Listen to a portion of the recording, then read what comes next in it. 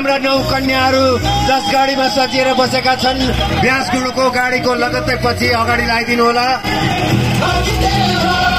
त्यसपश्चात हाम्रो रथ जसमा देवी बनाएर हामीले सजाएका छौं, देवीको गाडी रथ, त्यसको जस पछाडि हाम्रो डीजेको गाडी लाग्नेछ र डीजेको ड्राइभरलाई तयार भएर बसिदिने, रथको पछाडि आफ्नो गाडी अगाडि बढाइदिने अनुरोध गर्दछु डीजेको भाइ।